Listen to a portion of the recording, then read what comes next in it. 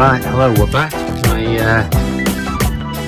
chisels had a hard time at work, and they're not much cop at the minute, so I'm going to sharpen them. And for that, I'll use a Veritas honing guide, which you'll have seen from everywhere. So to achieve sharpening, I'll use a big DMT diamond lapping plate. That's a coarse one. That came from Classic Hand Tools. Axminster own brand Ryder finer diamond plate. And this is the sort of scary sharpening, or so-called scary sharpening, from workshop heaven. It's just sharpening. On the lapping plates, I have to use diluted Mr. Muscle, and on these laps I'm using Hone Right.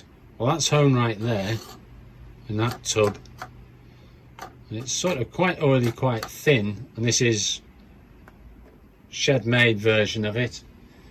6 parts duck oil, 3 parts paraffin, and 2 parts lighter fluid. So if nothing else, it smells great. Right, let's have a look. I've got a thin strip of the coarse grade from the workshop heaven thing, bit of oil on there. I just take a little bit off this part first, just to make sure there's a bit of relief. So I'm not on the tip, I'm just behind the tip. Just a little bit of relief, help things along.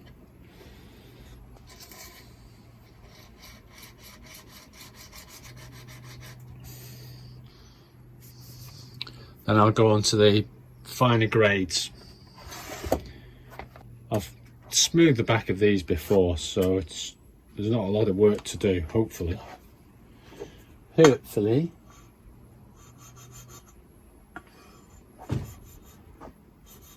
So that's the Hone Right, nice, thin, good stuff.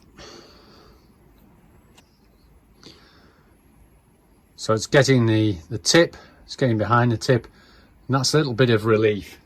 Just makes life easier, quicker to get it flat. And I'll use Shed Guy's oil on here. You can see it's quite thin.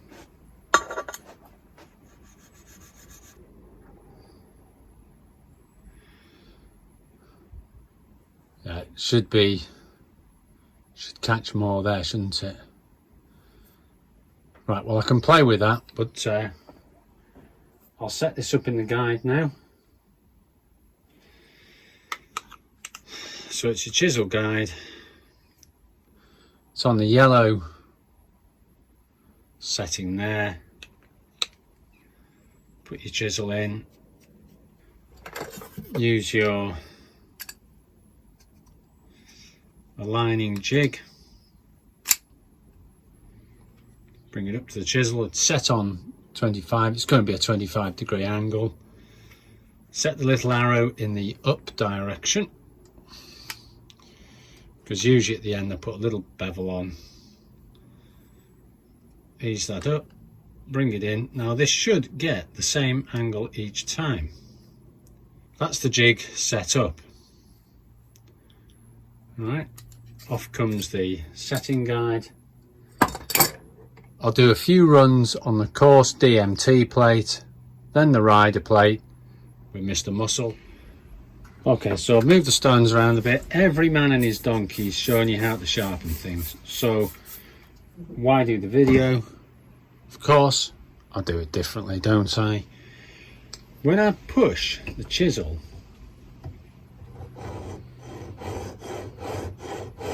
sometimes it jumps back out at me, it loosens itself off.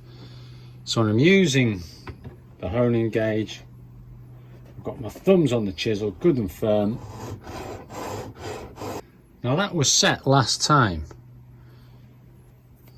on the same setup and all the rest, but anyway, It's annoying because every time I set this up it seems to come slightly different. So it shouldn't have been a mile out, and it isn't. It's pretty quickly coming good. This DMT plate's really held up well. It's done good. The rider plate didn't hold up so well, but honestly it's been great value. I'm feeling for a burr at the back. It's not there yet. It's tempting to move on to a grade before this is ready. Very tempting. Okay, so a couple of minutes more and we're just getting a burr on the back. So I'll move on to the finer diamond now. That's quite rough, coarse and nasty there. So we'll smooth that out. These diamond stones, it's got a little bit of clog on it now. So all I'll do is I'll put it in the sink, wash it off with warm water. So now the rider plate. This is on the 1000 grit side. I've pretty much knackered the 400 grit. So what I really like this Axminster plate, I think it's impressive. Getting the coarseness out of that now.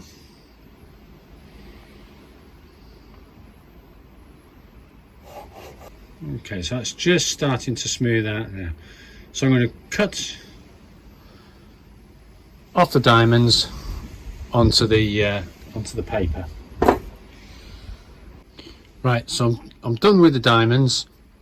I've got a little bit of a back burr on that now. I can just feel it with my thumb. So we're going to go, I think when I'm feeling cheap I use the shed made version, and when I'm being a bit picky I use the fancy one.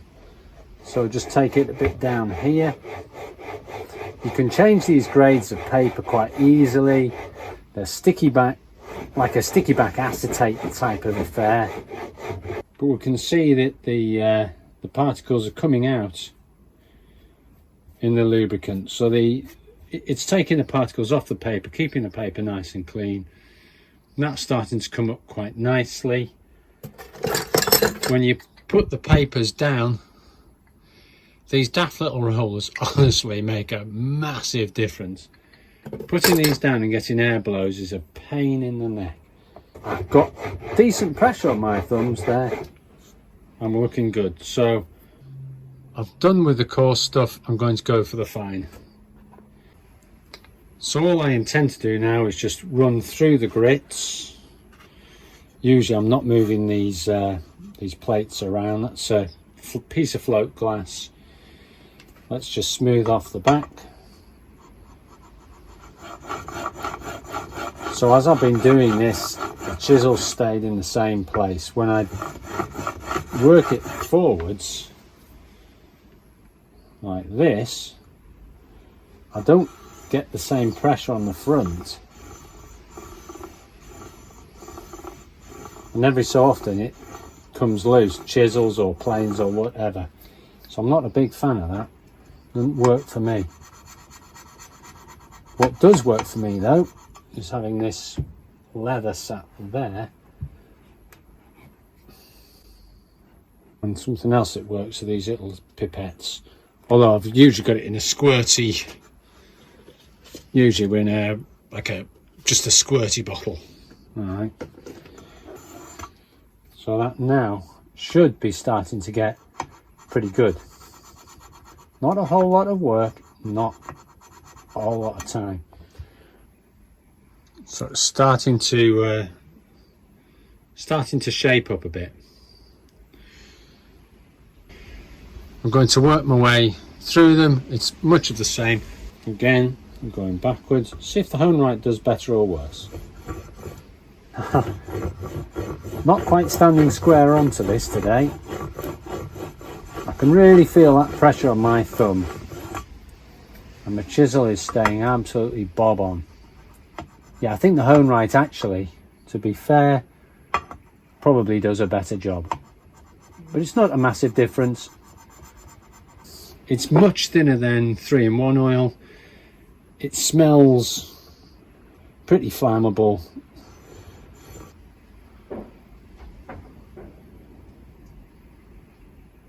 That's starting to look pretty good. So I'll give it a little bit more of that. So now I'm just going to quickly run through the next 2 grades. Same thing. Each one's finer. They're not measured according to the grit of the paper. They're measured according to the micron size of the coating of the acetate.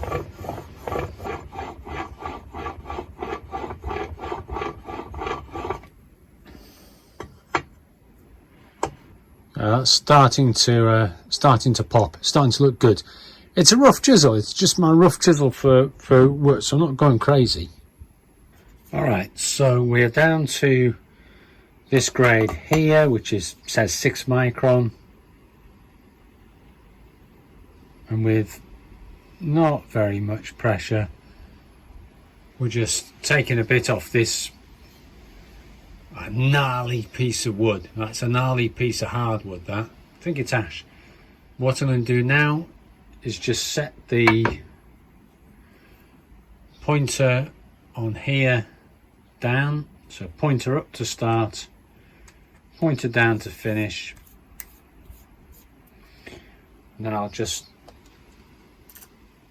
finish off on these 2. So it just puts a little bit of a higher, steeper bevel on the end. Oh yeah. Yeah, I do test my chisel on a piece of wood. I'm very careful when it comes to using sharps to stay at the non-sharp end. Alright, someone else can be at the sharp end. So I'm not giving this much now, I'm just touching it up.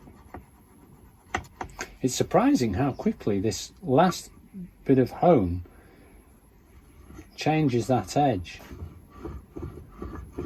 because it really, there's no grit on that at all. That is so smooth. There you go. Didn't even feel that. I mean, it is getting sharp. I didn't feel myself slice my finger there. So yeah, when I actually do test for sharp, yeah, I do test it on myself. But I'm a thumbnail type of guy. If I can shave my thumbnail, I know it's sharp. Right. And on my piece of wood, yeah, that's plenty good enough for me. Right, fantastic. Yeah, quick addendum. Sorry, yeah, I left the paper. That was me making a spring. Right, but there's the old paper test. It does do a good job, so that's nice and sharp. All right, if you can cut paper, it's a good one. So this system can do small chisels, big chisels, plain blades, whatever. It's not limited. There's not much to go wrong. I shouldn't have just done that, should I? I've just dropped a load of muck on me plates. So this plane's got an issue, it's not working right. I'll have a go at this one in a bit actually. Okay, but one thing I do for planes, I will put a finish on here on the chip breaker, and if I've got a problem with a plane, that's my thinnest feeler gauge I've got. So I'll check. See, that's all right. I can't get under the blade, but sometimes if I've got a duff plane, it means, and that's going under, it means I've got to put a lot more work into the back. So when I buy a cheap block plane, I'm going to take the plane iron out, look at the back, and if it looks half decent, I'll buy it.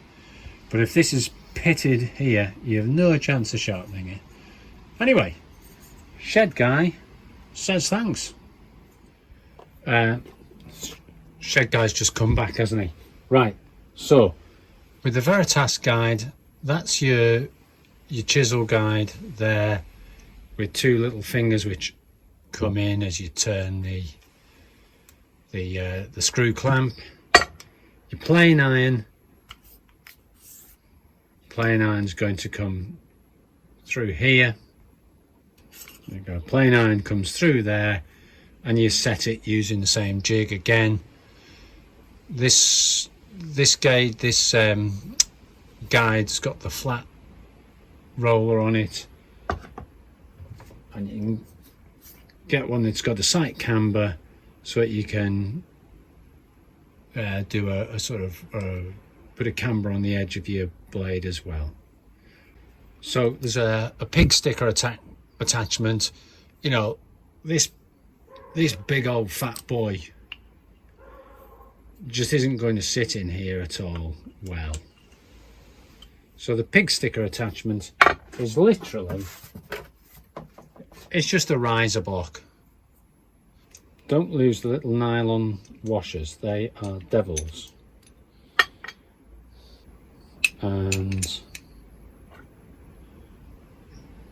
I think that's the way. And the longer screw with the nylon washer, but I haven't got it, I'm not taking that off, you know what a nylon washer is.